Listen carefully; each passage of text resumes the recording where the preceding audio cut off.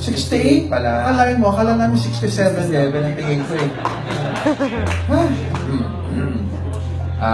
Palagay ko marami ka pang ma-inspire, no, na it's never too late to build a large organization. Francis, siguro, to refresh our memory, si Tita dyan, si Tita yung may onliner sa left at may onliner sa right. Kaya si Tita sabog na sabog ang cheque at the age of 68. 68. Wow! Baliwin mo nga sila, Tita, magkano average mo na ini-cash?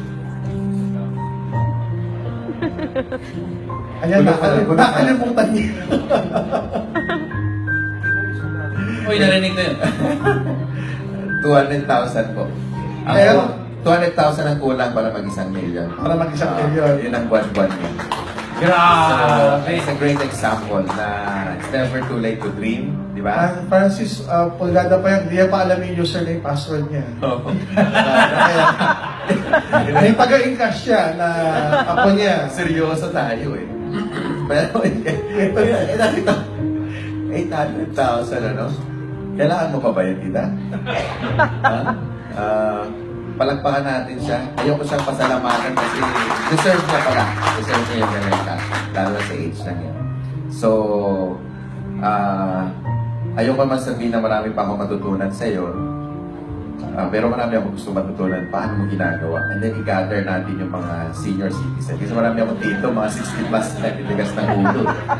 Hindi daw alam ka ang gagawin sa natitirang buhay nila. Ikaw kailangan ko doon. Kailangan kita doon. Marami akong dito, gusto nilang gawin yung negosyo. 60 plus na raw sila, wala na raw silang energy. They should wait until they meet you, no? Sige, again, thank you. Thank you.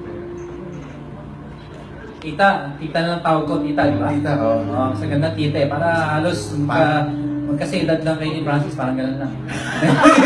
Hindi, gano'n. Kasi sanang yung tita. Anyway, tita, at your age, alam ko, marami kang na-inspire. And lalo sa networking industry, maraming kabataan sumasali. At ang goal nila, retire young. Pero sa pinakita mo, ang lakas mo pa, ang sipag mo pa, you accommodate the speakers na pinapadala namin sa Antipolo. Thank you very much for that. And thank you for inspiring a lot of people. Thank you kasi hindi ka lang networker, hindi ka lang leader, isa ka pang nanay ng mga leaders sa Antipolo. Congratulations and I honor you.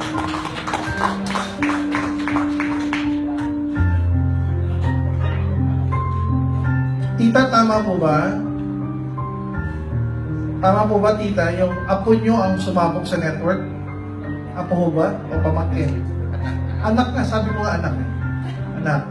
May you be an inspiration to other parents to guide their kids, to consider us, to consider our industry, direct sales and network marketing, to consider our company and push their kids to also consider our opportunity.